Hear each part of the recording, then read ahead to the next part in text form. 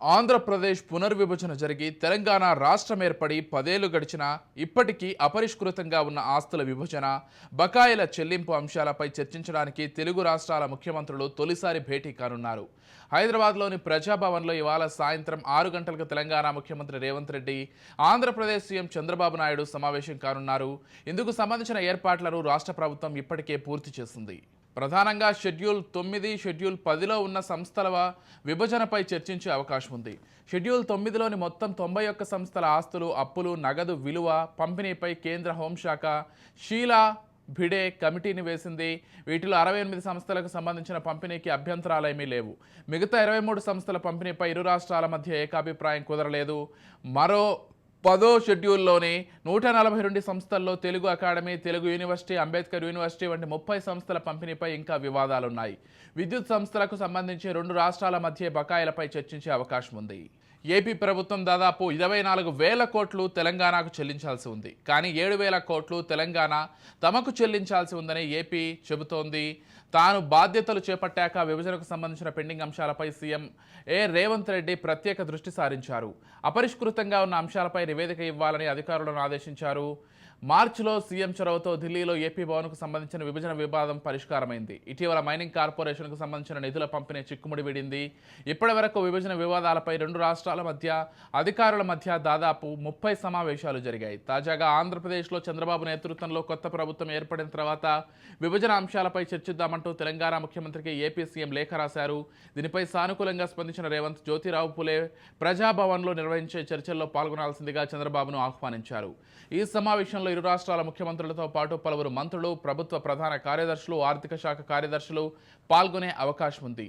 జలవనరుల పంపిణీ, ఉద్యోగుల విభజన అంశాలు కూడా సమావేశంలో చర్చకు వచ్చే అవకాశాలున్నాయి. ఇప్పటికే కొలిక్కి వచ్చినవి. ఢిల్లీలోని ఏపీ భవన్, పిటోడా హౌస్, నర్సింగ్ హాస్టల్కు సంబంధించి 2 రాష్ట్రాల మధ్య విభజన చేస్తూ ఏడాది మార్చి 15న కేంద్ర హోంశాఖ నిర్ణయం తీసుకుంది.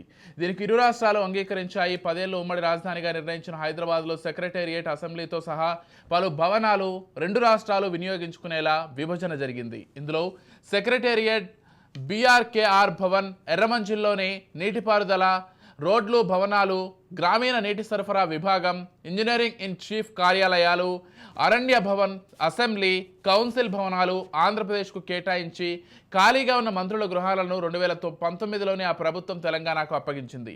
ఏపీకి కేటాయించిన మిగిలిన భవనాల్లో 3 మినహా అన్ని అప్పగించడానికి సిద్ధంగా ఉన్నట్లు ఏపీ ప్రభుత్వ ప్రధాన కార్యదర్శి గతంలోనే తెలంగాణ సీఎస్కు లేఖ రాశారు. లేక్ వ్యూ అతిథి గృహం, హెరిటేజ్ కార్యాలయం, సిఐడి హెడ్ క్వార్టర్స్ మినహా మిగిలినవి అప్పగించాలని ఆయా విభాగాల శాఖాధిపతులకు ఈ ఏడాది జనవరిలో ఆదేశాలు జారీ చేశారు. వీటిపై చర్చ కీలకం కానుంది. ఆంధ్రప్రదేశ్ పునర్విభజన చట్టంలోని షెడ్యూల్ 9లోని మొత్తం ఆస్తుల విలువలో 2 రాష్ట్రాల మధ్య అంగీకారం కుదిరిన సంస్థల వాటా కేవలం 0.7% మాత్రమేనని, మిగిలిన సంస్థలే కీలకమని, అన్నింటినీ కలిపి జనాభా నిష్పత్తిలో పంపిణీ చేయాలని ఆంధ్రప్రదేశ్ కోరుతోంది.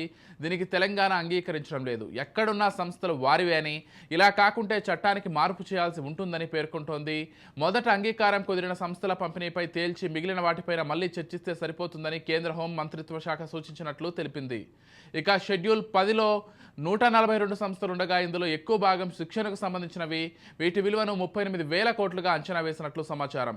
ఏపీ ఉన్నత విద్యా మండలి ఆస్తుల పంపిణీ అంశం సుప్రీంకోర్టు తీర్పు తర్వాత కూడా అమలు కాలేదు. షీలా భిడే కమిటీ అన్ని సంస్థలకు ఒకే పద్ధతిని అనుసరించలేదని తెలంగాణ పేర్కొన్నట్లు సంబంధిత వర్గాలు తెలిపాయి. షెడ్యూల్ 9, షెడ్యూల్ 10లో పేర్కొన్నవి సుమారు 1,759 కోట్ల విలువైన మరో 12 సంస్థలు ఉన్నట్లు ఆంధ్రప్రదేశ్ పేర్కొంది. ఇందులో Hyderabad agriculture cooperative federation, house fed, Vidhan Parishad, labour welfare board, aviation academy, director of insurance తదితరాలు ఉన్నాయి. మొత్తం మీద 10 ఏళ్లైన పునర్విభజన చట్టంలోని షెడ్యూల్ 9, 10లో ఉన్న సంస్థల విభజన అంశం ఇప్పటి వరకు కొలిక్కి రాలేదు. శనివారం 2 రాష్ట్రాల ముఖ్యమంత్రులు భేటీ కానున్న నేపథ్యంలో వీటిపై ఎలాంటి పురోగతి ఉంటుందో వేచి చూడాలి.